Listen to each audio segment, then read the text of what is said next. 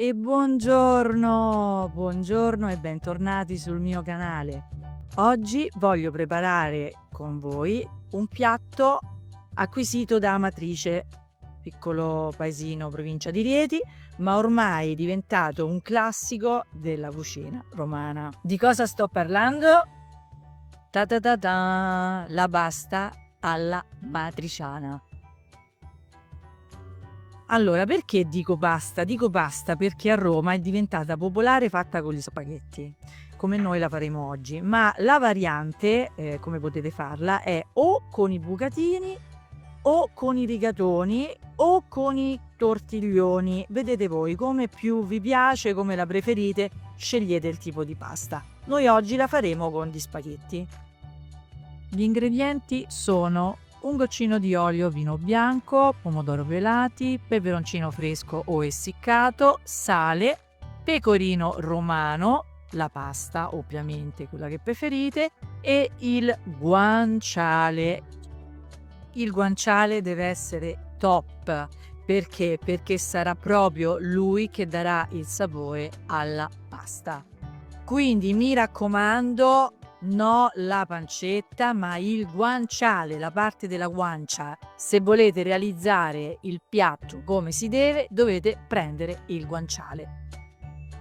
E allora cominciamo insieme a cucinare questo meraviglioso piatto. Prima di tutto andiamo a preparare il guanciale. Lo taglieremo a pezzettini in questo modo, quindi togliamo prima la cotenna e poi realizziamo questi pezzi in questo modo. Li possiamo fare anche un pochino più piccoli, quindi tagliandoli ancora a metà.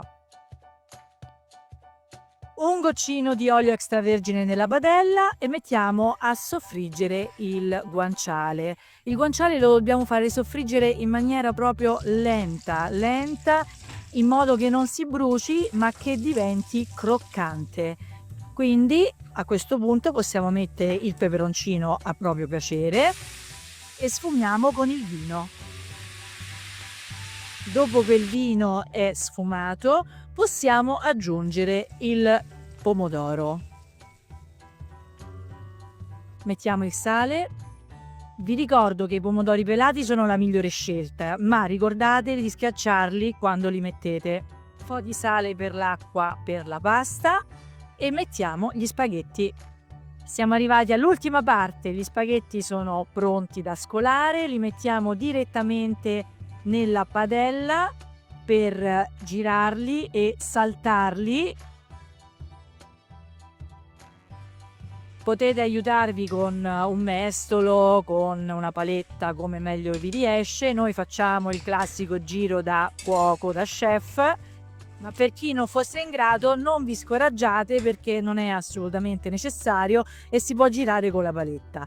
Adesso mettiamo il pecorino romano in maniera molto generosa e continuiamo a girare. Noi facciamo un altro giro da chef. Volevo farvi notare che io il guanciale non lo divido perché per me in questo modo il guanciale con la pasta e il sugo si amalgama meglio. Eccolo qua, il piatto è finito, gli spaghetti alla matriciana sono pronti, buonissimi da mangiare. Un piatto veloce e facile da preparare. A questo punto non mi rimane altro che salutarvi. Ricordatevi di mettere un bel like, pollice all'insù e al prossimo video.